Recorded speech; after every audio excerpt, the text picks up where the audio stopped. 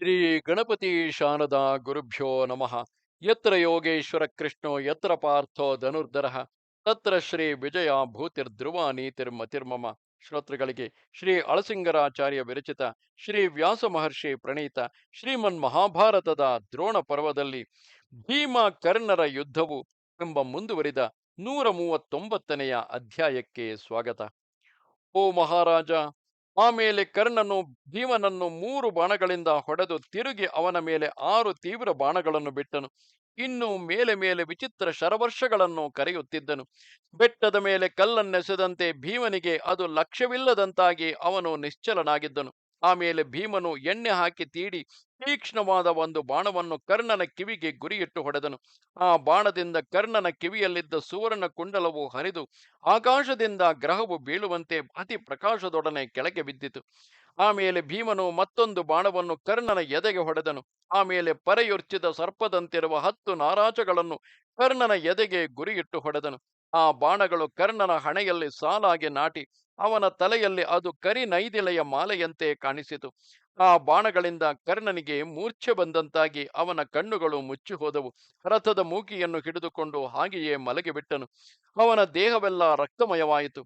ಆದರೇನು, ತಿರುಗಿ ಒಂದು ಮುಹೂರ್ತ ಕಾಲದಲ್ಲಿ ಅವನು ಚೇತರಿಸಿಕೊಂಡು ಮೊದಲಿಗಿಂತಲೂ ಹೆಚ್ಚಾದ ಕೋಪಾವೇಶದಿಂದ ಭೀಮನ ರಥಕ್ಕೆ ಇದಿರಾಗಿ ನಿಂತು 100 ಬಾಣಗಳನ್ನು ಪ್ರಯೋಗಿಸಿದನು.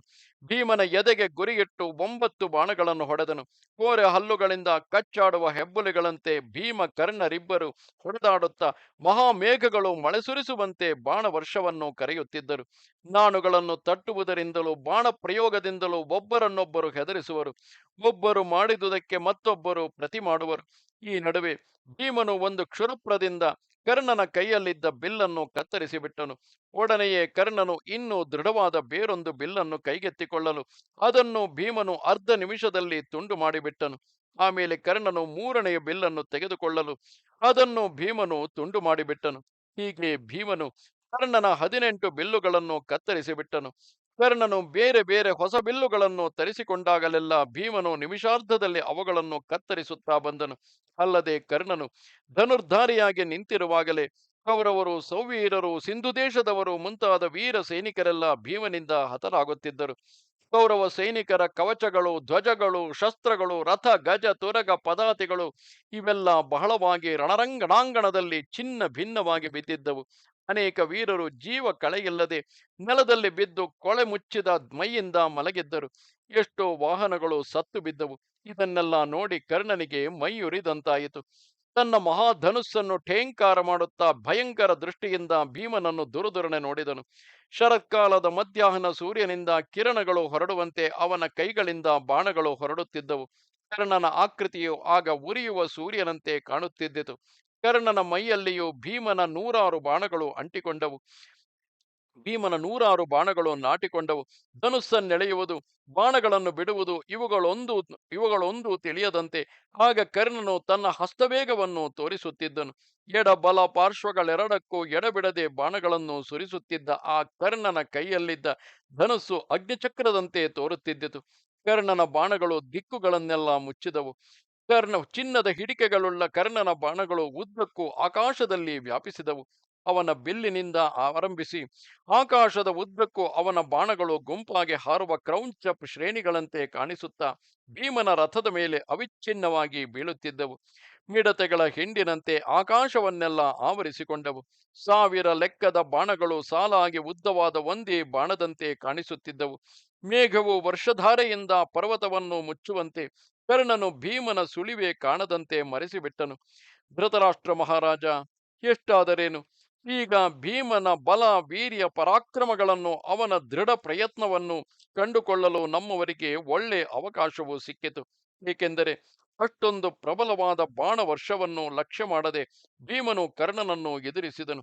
ಇಂದ್ರ ಚಾಪದಂತೆ ಭೀಮನ ಕೈಯಲ್ಲಿ ಮಂಡಲಾಕಾರವಾದ ಮಹಾಧನುಸ್ಸು ಆಡುತ್ತಿದ್ದಿತು. ಅದರಿಂದ ಪರಂಪರೆಯಾಗಿ ಬಾಣಗಳು ಹೊರಡಲಾರಂಭಿಸಿ ಆಕಾಶಕ್ಕೆ ಒಂದು ಸುವರ್ಣ ಮಾಲೆಯನ್ನಿಟ್ಟಂತೆ ತೋರಿತು. ಭೀಮನ ಬಾಣಗಳಿಂದ ಆ ಕರ್ಣನ ಬಾಣಗಳೆಲ್ಲ ಭೇದಿಸಲ್ಪಟ್ಟು ತುಂಡು ತುಂಡಾಗಿ ಕೆಳಗೆ ಬಿದ್ದವು. ಅವರಿಬ್ಬರ ಬಾಣಗಳು ಬೆಂಕಿಯ ಕಿಡಿಗಳಂತೆ ಹಾರಾಡುತ್ತಿದ್ದವು. ಆ ಬಾಣಗಳ ಮರೆಯಲ್ಲಿ ಸೂರ್ಯನೇ ಕಣ್ಣಿಗೆ ಕಾಣದಂತಾದನು. ಗಾಳಿಯ ಗಾಳಿಯ ಸಂಚಾರಕ್ಕೂ ಅವಕಾಶವಿಲ್ಲದೆ ಹೋಯಿತು. ಆಕಾಶದಲ್ಲಿ ಬಾಣಗಳು ಹೊರತು ಬೇರೊಂದು ಕಾಣಿಸಲಿಲ್ಲ. ಇವರಿಬ್ಬರ ಸಂಘಟನದಿಂದ ದೊಡ್ಡ ಬೆಂಕಿಯುಂಟಾಯಿತು. ಭೀಮನನ್ನು ಕೊಂದೇ ಬಿಡಬೇಕೆಂದು ಕರ್ಣನು ಹಲವು ಬಾಣಗಳನ್ನು ಅವನ ಮೇಲೆ ಪ್ರಯೋಗಿಸಿದನು. ಆ ಒಂದೊಂದು ಬಾಣವನ್ನು ಭೀಮನು ಮೂರು ಮೂರು ತುಂಡಾಗಿ ಕತ್ತರಿಸಿದನು. ಆಗ ಭೀಮನು ಬಾಣ ಪ್ರಯೋಗದಲ್ಲಿ ಕರ್ಣನಿಗಿಂತಲೂ ತಾನೇ ಮೇಲೆಂಬುದನ್ನು ತೋರಿಸುತ್ತಾ ನಿಲ್ಲು ನಿಲ್ಲೆಂದು ಆರ್ಭಟಿಸುತ್ತಿದ್ದನು. ಮೇಲೆ ಮೇಲೆ ಕರ್ಣನಿಗೆ ಗುರಿಯಿಟ್ಟು ಅಗ್ನಿ ಸಮಾನಗಳಾದ ಬಾಣಗಳನ್ನು ಬಿಡುತ್ತಿದ್ದನು.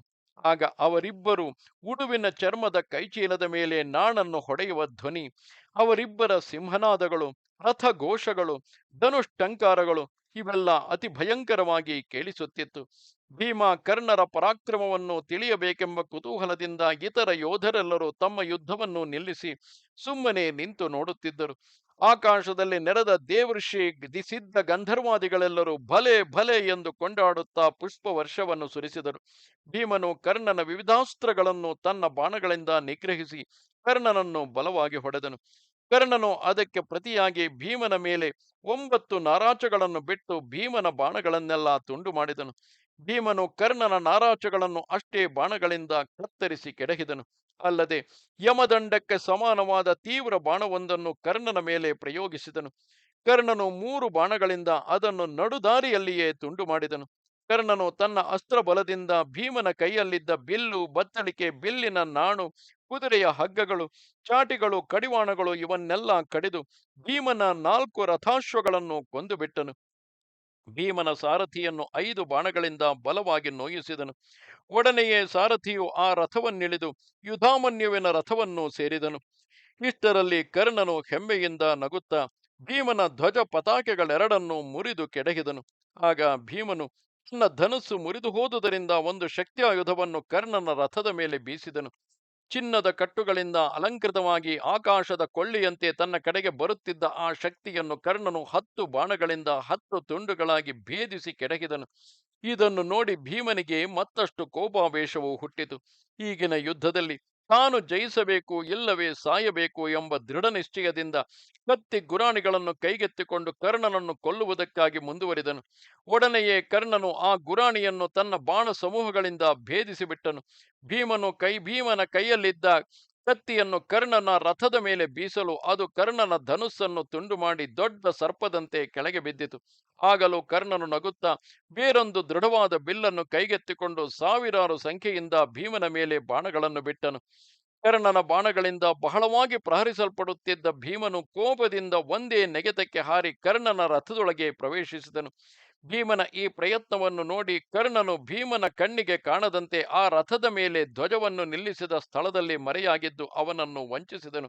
ಹೀಗೆ ಭಯದಿಂದ ತಲೆ ತಪ್ಪಿಸಿಕೊಂಡ ಕರ್ಣನನ್ನು ಕಾಣದೆ ಭೀಮನು ಅವನನ್ನು ಕಂಡುಹಿಡಿಯುವ ಆತುರದಿಂದ ಆ ಧ್ವಜದ ಕಂಬವನ್ನೇರಿ ಕುಳಿತನು. ಹಾವನ್ನು ಹಿಡಿಯಲು ಹೊಂಚು ಹಾಕುವ ಗರುಡನಂತೆ ಕರ್ಣನನ್ನು ಹಿಡಿದು ಕೊಲ್ಲುವುದಕ್ಕಾಗಿ ನಡೆಸುವ ಭೀಮನ ಪ್ರಯತ್ನವನ್ನು ನೋಡಿ ಎಲ್ಲ ಕುರುಗಳು ವಿಚಾರಣರು ಭೀಮನ ಸಾಹಸವನ್ನು ಕೊಂಡಾಡಿದರು. ಧನುಸ್ಸು ರಥವೂ ಇಲ್ಲದ ಆ ಭೀಮನು ತನ್ನ ಕ್ಷತ್ರಿಯ ಧರ್ಮವನ್ನು ಬಿಡದೆ ತಿರುಗಿ ರಣರಂಗಕ್ಕೆ ಬಂದು ಯುದ್ಧಕ್ಕಾಗಿ ಕರ್ಣನನ್ನು ನಿರೀಕ್ಷಿಸುತ್ತಾ ತನ್ನ ರಥವನ್ನು ಹಿಂಭಾಗಕ್ಕೆ ಬಿಟ್ಟು ಅದರ ಮುಂದೆ ನಿಂತನು. ಕರ್ಣನು ಯುದ್ಧಕ್ಕೆ ಸಿದ್ಧನಾದನು. ಗರ್ಜಿಸುವ ಮೇಘಗಳಂತೆ ಇಬ್ಬರು ಸಿಂಹನಾದ ಮಾಡುತ್ತಾ ಎದಿರಾದರು. ದೇವಾಸುರ ಯುದ್ಧದಂತೆ ಇಬ್ಬರಿಗೂ ಪ್ರಬಲ ಯುದ್ಧವಾಯಿತು.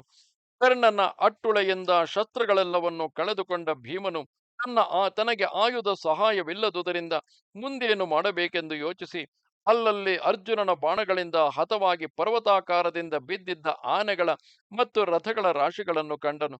ಅವುಗಳ ಮರೆಯಲ್ಲಿ ಅಡಗಿ ತತ್ಕಾಲಕ್ಕೆ ತನ್ನ ಜೀವರಕ್ಷಣೆಗಾಗಿ ಕರ್ಣನನ್ನು ಎದುರಿಸದೆ ಸ್ವಲ್ಪ ಹೊತ್ತು ಸುಮ್ಮನಿದ್ದನು. ಆಮೇಲೆ ಅವನು ಹಿಂದೆ ಹನುಮಂತನು ಸಂಜೀವನೌಷಧಿಯ ಪರ್ವತವನ್ನು ಎತ್ತಿ ನಿಂತಂತೆ ಸತ್ತ ಆನೆಯೊಂದನ್ನು ಕರ್ಣನ ಮೇಲೆ ಬೀಸಿ ಬಡಿಯುವುದಕ್ಕಾಗಿ ಮೇಲಕ್ಕೆತ್ತಿದನು. ಇದನ್ನು ನೋಡಿ ಕರ್ಣನು ಅವನ ಕೈಯಲ್ಲಿದ್ದ ಆನೆಯನ್ನು ಬಾಣಗಳಿಂದ ಕತ್ತರಿಸಿ ಕೆಡಹಿದನು. ಆಗ ಭೀಮನು ಮತ್ತಷ್ಟು ಕೋಪೋದ್ರೇಕದಿಂದ ಅಲ್ಲಲ್ಲಿ ತನ್ನ ಕಣ್ಣಿಗೆ ಕಂಡ ರಥಚಕ್ರಗಳು, ಆನೆ ಕುದುರೆಗಳ ಮೃತದೇಹಗಳು ಮೊದಲಾದವನ್ನೆಲ್ಲ ಎತ್ತಿ ಎತ್ತಿ ಕರ್ಣನ ಮೇಲೆ ಎಸೆಯುವುದಕ್ಕಾರಂಭಿಸಿದನು. ಆದರೇನು ಕರ್ಣನು ಅವು ಒಂದೊಂದನ್ನು ತನ್ನ ಬಾಣಗಳಿಂದ ತುಂಡು ಮಾಡುತ್ತಾ ಬಂದನು. ಕೊನೆಗೆ ಕೋಪವನ್ನು ಸಹಿಸಲಾರದೆ ಭೀಮನು ವಜ್ರಮುಷ್ಟಿಯನ್ನು ಎತ್ತಿ ಹಿಡಿದು ಒಂದೇ ಪ್ರಹಾರಕ್ಕೆ ಕರ್ಣನನ್ನು ಕೊಂದು ತೀರಿಸಿ ಬಿಡಬೇಕೆಂದು ಆತುರದಿಂದ ಹೊರಟನು. ಇಷ್ಟರಲ್ಲಿ ಅವನಿಗೆ ಕರ್ಣನ ವಿಷಯವಾಗಿ ಅರ್ಜುನನು ಮಾಡಿದ ಪ್ರತಿಜ್ಞೆಯು ನೆನಪಿಗೆ ಬಂದಿತು. ಅದರ ಮೇಲೆ ಅವನು ತನಗೆ ಶಕ್ತಿಯಿದ್ದರೂ ಕೂಡ ಕರ್ಣನನ್ನು ಕೊಲ್ಲದೆ ಉತ್ಸಾಹ ಭಂಗದಿಂದ ಸುಮ್ಮನಾಗಿ ಬಿಟ್ಟನು. ಈ ಸಂಚನ್ನು ನೋಡಿ ಕರ್ಣನು ಭೀಮನ ಮೇಲೆ ಎಡಬಿಡದೆ ಬಾಣಗಳನ್ನು ಸುರಿದು ಅವನಿಗೆ ಮೂರ್ಛೆ ಬರುವಂತೆ ಮಾಡಿದನು. ಆದರೆ ಆ ಸ್ಥಿತಿಯಲ್ಲಿ ಅವನು ಭೀಮನನ್ನು ಸುಲಭವಾಗಿ ಕೊಂದು ಬಿಡಬಹುದಾಗಿದ್ದರೂ ತನ್ನ ತಾಯಿಯಾದ ಕುಂತಿಗೆ ತಾನು ಕೊಟ್ಟ ಭಾಷೆಯನ್ನು ಸ್ಮರಿಸಿಕೊಂಡು ನಿರಾಯುಧನಾದ ಅವನನ್ನು ಕೊಲ್ಲುವುದಕ್ಕೆ ಇಷ್ಟಪಡಲಿಲ್ಲ. ಅಲ್ಲಿಂದ ಮುಂದೆ ಬಂದು ತನ್ನ ಕೈಯಲ್ಲಿದ್ದ ಧನುಸ್ಸಿನ ತುದಿಯಿಂದ ಭೀಮನ ಮೈಯನ್ನು ಚುಚ್ಚಿದನು. ಇದರಿಂದ ಭೀಮನಿಗೆ ಥಟ್ಟನೆ ಎಚ್ಚರವಾಯಿತು. ಒಡನೆಯೇ ಅವನು ಕರ್ಣನ ಕೈಯಲ್ಲಿದ್ದ ಬಿಲ್ಲನ್ನು ಕಿತ್ತುಕೊಂಡು ಅದರಿಂದ ಅವನ ತಲೆಯ ಮೇಲೆ ಬಲವಾಗಿ ಅಪ್ಪಳಿಸಿದನು.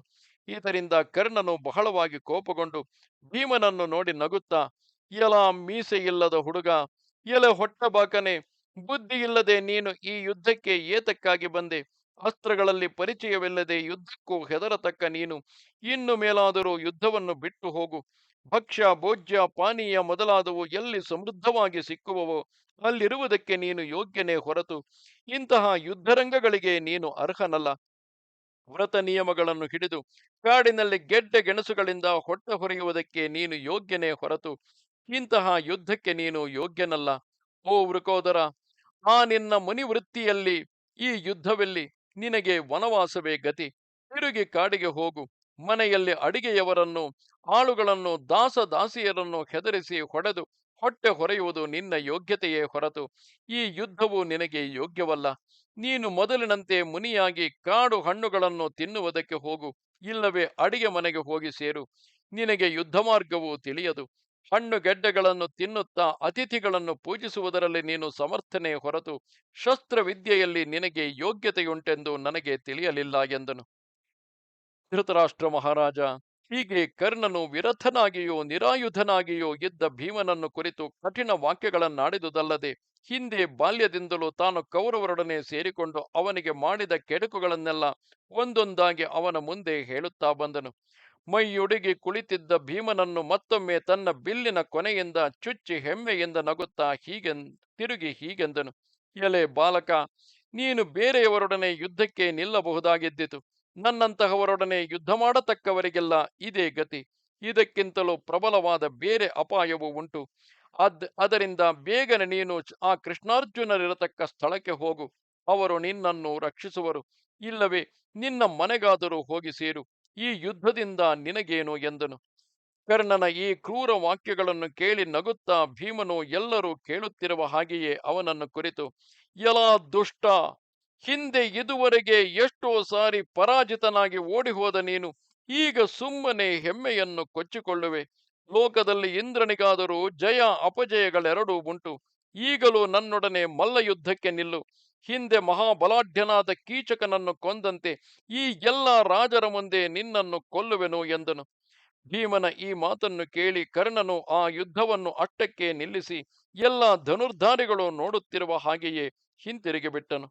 ರಾಜ, ಹೀಗೆ ಕರ್ಣನು ಭೀಮನನ್ನು ವಿರಥನನ್ನಾಗಿ ಮಾಡಿ ಅವನ ಮುಂದೆ ತನ್ನ ಹೆಮ್ಮೆಯನ್ನು ಹೇಳಿಕೊಂಡನು. ಈ ಕಾರ್ಯಗಳು ಕೃಷ್ಣಾರ್ಜುನರಿಗೂ ತಿಳಿಯಿತು. ಕರ್ಣನು ಇಷ್ಟು ಕಠಿಣ ವಾಕ್ಯಗಳನ್ನಾಡಿದರೂ ಅರ್ಜುನನ ಕೈಯಿಂದ ಸಾಯಬೇಕಾದ ಆ ಕರ್ಣನನ್ನು ಭೀಮನು ಕೊಲ್ಲದೆ ಬಿಟ್ಟನು. ತಟ್ಟನೆ ಮುಂದೆ ಹೋಗಿ ಕರ್ಣನ ಕೈಯಲ್ಲಿದ್ದ ಬಿಲ್ಲನ್ನು ಕಿತ್ತುಕೊಂಡು ಮುರಿದು ಬಿಟ್ಟನು. ಇದನ್ನೆಲ್ಲ ದೂರದಿಂದ ನೋಡುತ್ತಿದ್ದ ಕೃಷ್ಣನು, ಅರ್ಜುನ, ಅರ್ಜುನ, ಅದೋ ನೋಡು, ಭೀಮನು ಕರ್ಣನಿಂದ ಬಹಳವಾಗಿ ಬಾಧಿಸಲ್ಪಡುತ್ತಿರುವನು ಎಂದನು. ಈ ಮಾತನ್ನು ಕೇಳಿ ಅರ್ಜುನನಿಗೆ ಕೋಪದಿಂದ ಕಣ್ಣುಗಳು ಕೆಂಪೇರಿದವು. ಕಣ್ಣಿಂದಲೇ ಸುಟ್ಟು ಬಿಡುವಂತೆ ನೋಡುತ್ತಾ ಕರ್ಣನ ಕಡೆಗೆ ಬಾಣಗಳನ್ನು ಬಿಡಲಾರಂಭಿಸಿದನು. ಆ ಬಾಣಗಳು ಕ್ರೌಂಚ ಪರ್ವತದೊಳಗೆ ಪ್ರವೇಶಿಸುವ ಹಂಸ ಶ್ರೇಣಿಯಂತೆ ಕರ್ಣನ ರಥದಲ್ಲಿ ಪ್ರವೇಶಿಸಿ ವಿಷಸರ್ಪಗಳಂತೆ ಮುತ್ತಿದವು. ಮೊದಲೇ ಭೀಮನಿಂದ ಮುರಿಯಲ್ಪಟ್ಟ ಧನುಸ್ಸುಳ್ಳ ಆ ಕರ್ಣನು ಅರ್ಜುನನ ಬಾಣಗಳಿಂದ ಬಹಳವಾಗಿ ನೊಂದವನಾಗಿ ಆ ಭೀಮನನ್ನು ಬಿಟ್ಟು ಓಡಿಹೋದನು. ಭೀಮನು ಕೂಡ ಇತ್ತಲಾಗಿ ಸಾತ್ವಿಕೆಯ ರಥವನ್ನೇರಿ ಅರ್ಜುನನ ಕಡೆಗೆ ಹೊರಟನು. ಅರ್ಜುನನು ಕರ್ಣನ ರಥದ ಕಡೆಗೆ ಬಾಣಗಳನ್ನು ಪ್ರಯೋಗಿಸುತ್ತಲೇ ಇದ್ದನು. ಹಾವಿಗಾಗಿ ಎರಗುತ್ತಿರುವ ಗರುಡನಂತೆ ಗಾಂಧೀವ ಪ್ರೇರಿತವಾದ ಬಾಣಗಳು ವೇಗದಿಂದ ಬರುತ್ತಿದ್ದವು. ಇಷ್ಟರಲ್ಲಿ ಅಶ್ವತ್ಥಾಮನು ಅರ್ಜುನನಿಗೆ ಉಂಟಾಗುವ ಅಪಾಯವನ್ನು ತಪ್ಪಿಸಬೇಕೆಂದು ಅರ್ಜುನನ ಬಾಣಗಳನ್ನೆಲ್ಲ ತನ್ನ ಬಾಣಗಳಿಂದ ಭೇದಿಸುತ್ತಾ ಬಂದನು. ಅದನ್ನು ನೋಡಿ ಅರ್ಜುನನು ಕೋಪದಿಂದ, ಅಶ್ವತ್ಥಾಮ, ನಿಲ್ಲು, ನಿಲ್ಲು ಎಂದು ಆರ್ಭಟಿಸಿ ಅವನ ಮೇಲೆ 64 ತೀವ್ರ ಬಾಣಗಳನ್ನು ಬಿಟ್ಟನು. ಈ ಪ್ರಹಾರವನ್ನು ತಡೆಯಲಾರದೆ ಅಶ್ವತ್ಥಾಮನು ಸಮೀಪದಲ್ಲಿದ್ದ ರಥ ಸೈನ್ಯದ ಮತ್ತು ಗಜ ಸೈನ್ಯದ ನಡುವೆ ಹುದುಗಿಕೊಂಡನು. ಅರ್ಜುನನು ಗಾಂಧೀವ ಘೋಷದೊಡನೆ ಅಶ್ವತ್ಥಾಮನನ್ನು ಬಿಡದೆ ಬೆಂಬತ್ತಿ ಹೋಗುತ್ತಾ ದಾರಿಯಲ್ಲಿ ಉದ್ದಕ್ಕೂ ಅನೇಕ ಚತುರಂಗಗಳನ್ನು ಧ್ವಂಸ ಮಾಡಿಬಿಟ್ಟನು. ಇದು 139ನೆಯ ಅಧ್ಯಾಯವು. ನಮಸ್ತೆ ಶಾರದೆ ದೇವಿ, ಕಾಶ್ಮೀರ ಪುರವಾಸಿನಿ, ತ್ವಾಮಹಂ ಪ್ರಾರ್ಥೆಯೇ ನಿತ್ಯಂ, ವಿದ್ಯಾದಾನಂಚ ದೇಹಿಮೆ. ನಮಸ್ಕಾರ.